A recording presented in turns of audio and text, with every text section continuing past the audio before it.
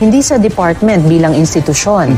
Pero nakababahala talaga yung mga sinabi ni Secretary Aguirre, partikular sa mga testigong ito, at pati yung mga ilang dati na niyang gawain sa mga katulad na kaso ng extrajudicial killings. Recently, yung pagpapadowngrade nila ng charges laban kay Superintendent Marcos sa kaso ng pagpatay kay former Mayor Espinosa ng Albuera. Mismo ang NBI ng Departamento at ang Senate Committee ay nag-finding na EJK yan, premeditated, pina-downgrade nila sa simpleng homicide. At lalo na, Howie, yung pananalita niya na ina-undermine yung kredibilidad ng mga witnesses mismo dito sa pagpatay kay Kian. Para sabihin niya hanggang sa hearing na blown out of proportion yung kaso, na ang mga bata daw ay susceptible sa suggestion or worse, na isolated incident ito. I mean, kunyari, dyan sa susceptible to suggestion or worse, bakit hindi yung unang sinabi niya ay susceptible to telling the truth? Kasi itong mga testigo sa panimulang kilala ko sa kanila ay takot, traumatized pa nga, lalo na yung mga bata.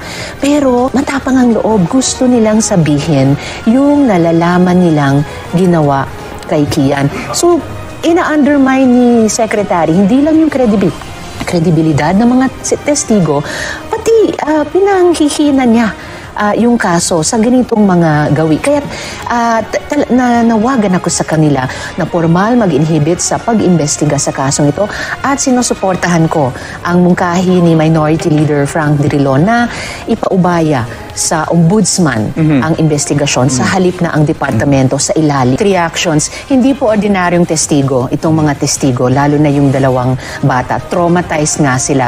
Kaya pati yung buong grupo na tumutulong, pati yung PGH Child Protection Unit, ay nag-observe ng rules of questioning minor witnesses. At ubod ng may kakayahan, yung Senado at yung ibang mga grupong tumutulong sa Senado ngayon sa protective custody ng mga testigo.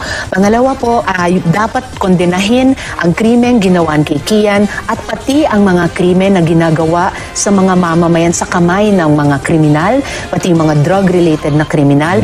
At dalawang magkakaibang institusyon ang tumutugon doon. Kapag abuso ng state personnel, yung Commission on Human Rights, at kapag krimen laban sa mga mamamayan, yung ating National Police. Kaya't kabalintunaan na sila ngayon ang implicated dito sa pagpatay kay Kian. At matagal ko nang sinusulong ang security sector reform sa ating PNP.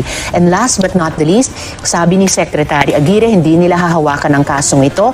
Pero I am not ignorant either na hinawakan niya yung kaso ni Superintendent Marcos kay Mayor Espinosa, kung kaya't ang finding na dapat murder ang ikaso sa mga akusado doon ay kanya pangang pina-downgrade sa homicide. Kaya hindi nagbibigay ng kumpiyansa sa isang independenteng investigasyon sa ilalim ng kanyang pamumuno dito sa kaso ni Kian. Hayaan na po ang ombudsman kung maaari.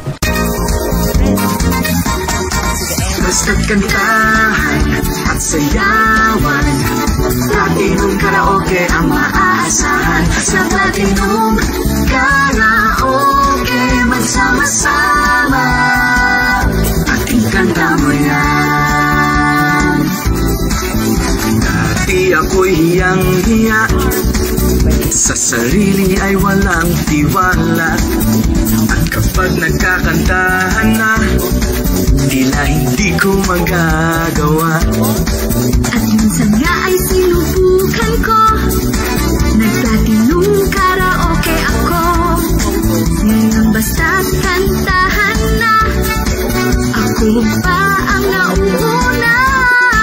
Basta't kantahan at sayawan, Platinum Karaoke ang maaasahan. Mga modelo ay kay dami, kasama ang mga kantang pagpipilian. Basta't kantahan at sayawan, Platinum Karaoke ang maaasahan. Sa Platinum Karaoke magsama-sama, ikanta mo yan.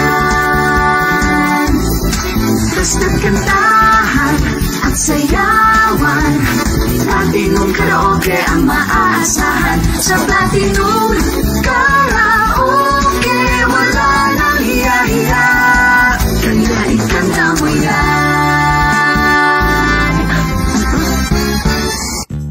Ang Bear Brand Junior 1 Plus para sa 1-year-old to 3 years old may 115 grams. Para sa GMA Integrated News, Joseph Morong, nakatutok 24 oras. The use of milk supplements must only be upon the advice of a health professional. The unnecessary and improper use of this product may be dangerous to your child's health.